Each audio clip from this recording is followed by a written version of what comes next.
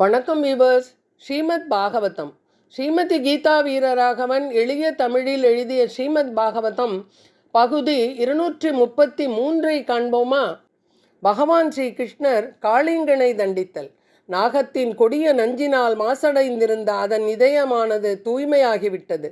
காளிங்கனின் பத்தினிகள் இருவரும் பகவான் ஸ்ரீ கிருஷ்ணரின் பக்தர்களாவர். அவர்கள் எவ்வளவு எடுத்து கூறியும் காளிங்கன் பகவானை சரணடைய மறுத்துவிட்டது. இப்பொழுது வலியும் வேதனையும் தாங்காமல் தனது பத்தினிகள் கூறிய அறிவுரையின்படி பகவானை சரணடைந்தது. காளிங்கனின் பத்தினிகள் இருவரும் தங்களது குழந்தைகளை பகவான் ஸ்ரீ கிருஷ்ணரின் முன்பு வைத்து வணங்கினர். தங்களுடைய கணவருக்கு விடுதலை அளிக்க வேண்டினர்.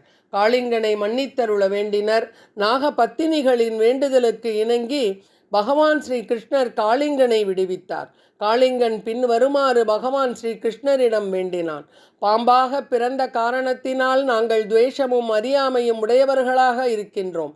போற்றுதற்குரிய பகவானே, உன்னுடைய பௌதீக படைப்பில் உள்ள அனைத்து உயிர்களிலும் சர்ப்பங்களாகிய நாங்கள் இயற்கையிலேயே எப்பொழுதும் சினமும் சீற்றமும் மிக்கவர்களாக இருக்கின்றோம்.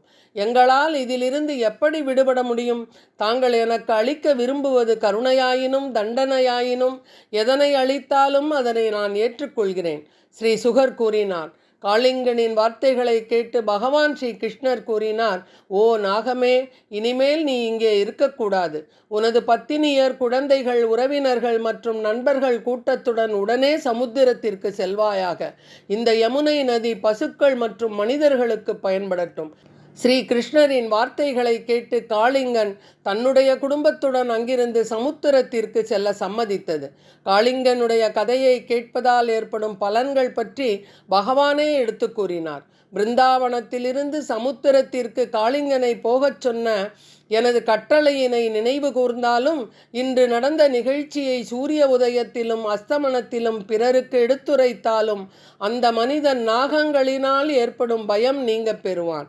எனது லீலை நடைபெற்ற இந்த இடத்தில் ஒருவன் நீராடி இந்நீரை தேவர்களுக்கும் மற்றும் வழிபடும் தெய்வங்களுக்கும் அர்ப்பணித்தாலும் அல்லது அவன் இங்கு உபவாசம் இருந்து என்னை நினைத்து வழிபட்டாலும் நிச்சயமாக தனது அனைத்து பாவங்களிலிருந்தும் விடுதலை பெறுவான்.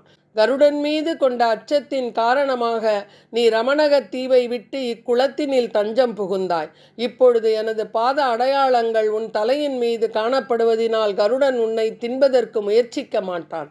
ஸ்ரீ சுகர் கூறினார். அன்பிற்குரிய அரசனே, அற்புத செயல்கள் செய்யும் பகவான் ஸ்ரீ கிருஷ்ணனால் விடுதலை செய்யப்பட்டவுடன் காளிங்கன் தனது பத்தினியருடன் சேர்ந்து அவரை மகிழ்ச்சியுடனும் பக்தியுடனும் வழிபட்டான்.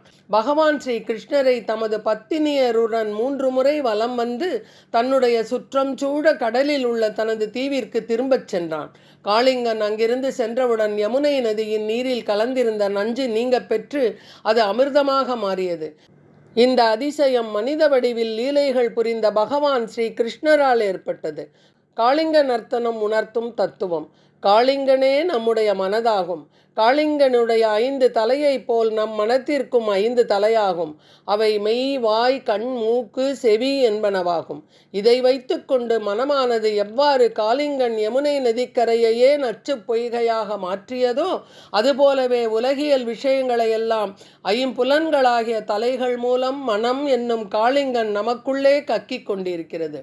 மனமும் பாம்பும் ஒன்றாகும். மனதைப் போல் பாம்பு நேராகச் செல்லாமல் வளைந்து வளைந்து செல்லும். அவ்வாறு செல்லாமல் இருக்க பகவான் ஸ்ரீ கிருஷ்ணரை தியானம் செய்ய வேண்டும். அவ்வாறு பகவானை நாம் பிரார்த்தனை செய்து அழைக்கும் பொழுது ஸ்ரீ கிருஷ்ணர் காளிங்கனின் தலை மீது தனது திருப்பாதத்தை வைத்து நடனமாடியது போல் நம் 5 பகவான் அடக்கி விடுவான்.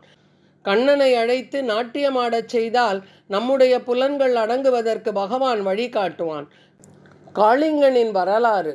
மகாராஜா பரீட்சித்து வினவினார், காளிங்கன் ஏன் நாகங்களின் இருப்பிடமான ரமணதீவினை நீங்கி இந்த இடத்திற்கு வந்தான்?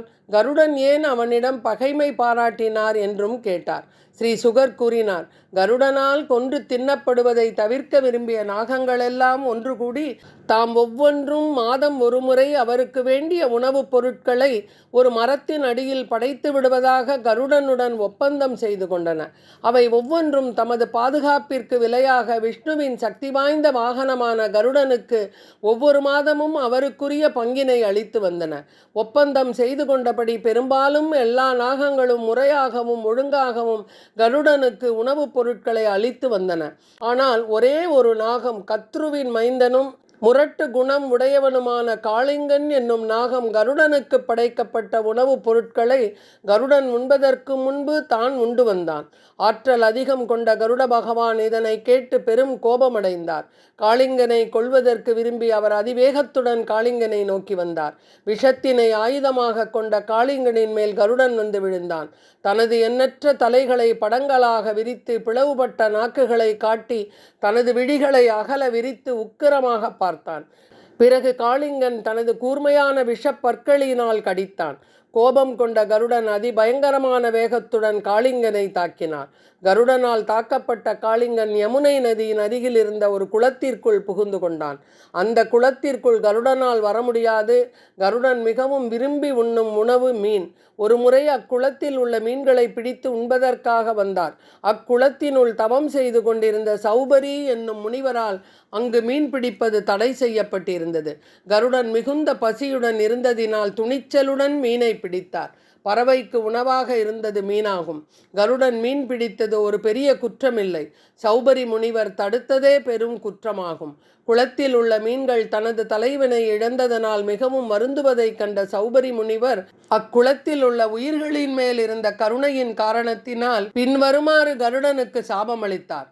கருடன் மீண்டும் அக்குளத்திற்கு வந்து மீனை பிடித்தால் கருடன் உடனேயே தன்னுடைய உயிரை இழப்பார் என்பது அந்த சாபமாகும். ஸ்ரீமத் பாகவதம் 9வது காண்டத்தில் மீன்கள் மீது கொண்ட பாசத்தின் காரணமாகவே ஆன்மீக நோக்கில் இருந்த முனிவர் தவறு செய்தார். இந்த குற்றத்திற்காக சௌபரி முனிவருக்கு நேர்ந்த வீழ்ச்சியை பற்றி நாம் முன்பே பார்த்தோம். தனது கர்வத்தின் காரணமாகவே சௌபரி முனிவர் அவரது தவ வலிமை, ஆன்மீக அழகு மற்றும் மகிழ்ச்சியினை இழந்தார். கருடன் யமுனை நதிக்கு வந்தபொழுது சௌபரி முனிவர் கருடன் பகவானுடைய வாகனமாக இருந்த பொழுதிலும் தன்னுடைய கட்டளையை மீறி நடந்ததால் அதனை சபித்து விட்டார். பிற நாகங்களுக்கு தெரியாத இந்த உண்மையை காளிங்கன் மட்டுமே அறிந்திருந்ததால் அதனால் அவன் கருடனுக்கு அஞ்சி யமுனைக்கு அருகில் உள்ள குளத்தில் வசித்து வந்தான். அந்த காளிங்கனே இப்பொழுது கிருஷ்ணரால் விரட்டி அடிக்கப்பட்டான். பகவான் ஸ்ரீ கிருஷ்ணர் திவ்ய மாலைகள் அணிந்து நறுமண தைலங்கள் பூசி கண்கவரும் ஆடைகளும் இரத்தினங்கள் பதிக்கப்பட்ட பொன் ஆபரணங்களும் அணிந்து கொண்டு அக்குளத்தில் இருந்து வெளியே வந்தார். கிருஷ்ணரை கண்ட ஆயர் குலத்தோர் அனைவரும் உடனே எழுந்து நின்றனர். மகிழ்ச்சியுடன் பாசத்தால் கிருஷ்ணரை தழுவி கொண்டனர். யசோதை, ரோகிணி, நந்த மகாராஜா, கோபியர்கள், கோபாலர்கள் அனைவரும் உணர்வு பெற்று எழுந்தவுடன் கிருஷ்ணனை நோக்கி விரைந்தனர். குருகுலத் தென்றலே, பட்டுப்போன மரங்கள் கூட ஸ்ரீ கிருஷ்ணரை கண்டு மீண்டும் துளிர்த்தன. பலராமர் தமது தம்பியினை தழுவி கொண்டார். அந்தணர்கள் அனைவரும் தமது மனைவியருடன் சேர்ந்து நந்த மகாராஜாவிடம் வந்தனர். அவர்கள் நந்த மகாராஜனிடம், உமது மைந்தன் காளிங்கனின் பிடியில் சிக்கி இருந்தான், ஆனால் தெய்வானுகூலத்தினால் இப்பொழுது விடுபட்டு விட்டான் என்று கூறினர். பகவான் ஸ்ரீ கிருஷ்ணருக்கு எவ்விதமான ஆபத்துக்களும் வராமல் இருக்க வேண்டுமென்றால் அந்தணர்களுக்கு தானமளிக்க வேண்டும் என்றும் எடுத்துரைத்தனர். அவர்கள் கூறியபடியே நந்த மகாராஜன் தானங்கள் அளித்தார். தாய் யசோதை கண்ணனை தனது மடியின் மீது வைத்துக்கொண்டு மீண்டும் மீண்டும் உச்சி முகர்ந்து தனது கண்களிலிருந்து கண்ணீர் வெள்ளம் போல் பெருக அழுதாள். பரீட்சித்து மன்னனே, பிருந்தாவனவாசிகள் அனைவரும் பசி, தாகம் மற்றும் சிரமத்தின் காரணமாகவும் மிகவும் பலவீனமாக இருந்த காரணத்தினால் அவர்கள் தமது பசுக்களுடன் அன்று இரவு காளிந்தி நதியின் கரையிலேயே கண் துயின்றனர். பிருந்தாவனத்தை சேர்ந்தோர் தங்கள் அன்பிற்குரிய கிருஷ்ணர் திரும்பி வந்துவிட்ட மகிழ்ச்சியில் தமது இல்லங்களுக்கு செல்லவும் விரும்பவில்லை. அவர்கள் அடிக்கடி கிருஷ்ணனை காண வேண்டும் என்ற ஆசையினால் யமுனை நதிக்கரையிலேயே இருக்க விரும்பினர். அங்கேயே ஓய்வெடுத்தனர். பிருந்தாவன மக்கள் எல்லாம் அயர்ந்து தூங்கிக் கொண்டிருந்த பொழுது அன்று நடு இரவில் நடந்தது என்ன தெரியுமா? இதனை ஸ்ரீமத் பாகவதம் பகுதி 234 காண்போமா? நன்றி, வணக்கம்.